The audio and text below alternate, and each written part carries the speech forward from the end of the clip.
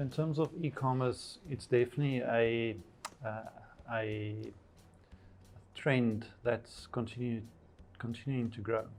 I think in many cases it's still in its beginning phases. I think in European or in American countries there's been a much quicker adoption. COVID and the pandemic has almost forced a lot of companies to go there and to start having more of an e-commerce presence.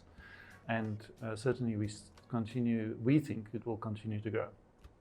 What I think is what's next is a number of the, let's call it digitized channels or platforms will start converging. So at the moment, if you're looking for a payment solution, there might be 20 that you can select from, because that's a space where there's lots of fintech innovation happening. And over time, I do believe we'll start seeing a narrow focus, and the primary adopters will start emerging. That starts creating more standards, and it will create convenience for the consumer, because it should make things easier.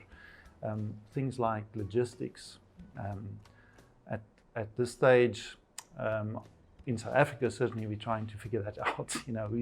We've been very innovative, and we see a lot of people driving around on their scooters doing deliveries, and it's awesome because it's created the next phase almost in terms of e-commerce.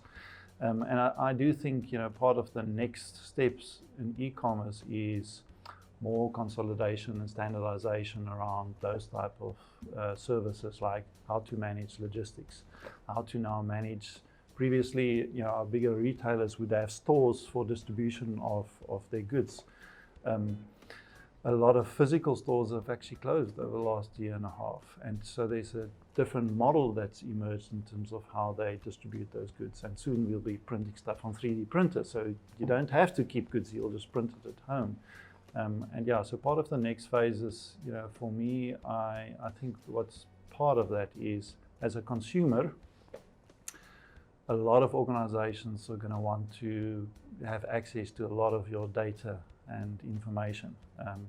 And the intention there is to start personalizing that offering to you as an individual. And that could sound great, or it could sound very daunting, because now it's Big Brother watching you, and my consumer knows what I'm going to buy this month because I bought the same thing last month, and by now it's, I've used it, so I need another one.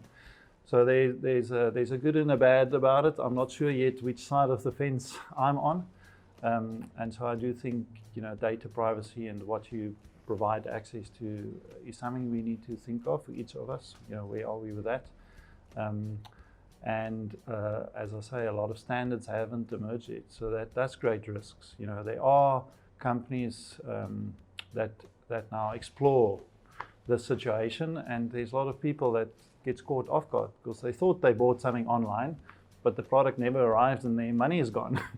So there's also that challenge. Why there isn't standard approaches and good norms emerging, there is abuse of those technologies, and that is unfortunate, but I think there is good awareness around it.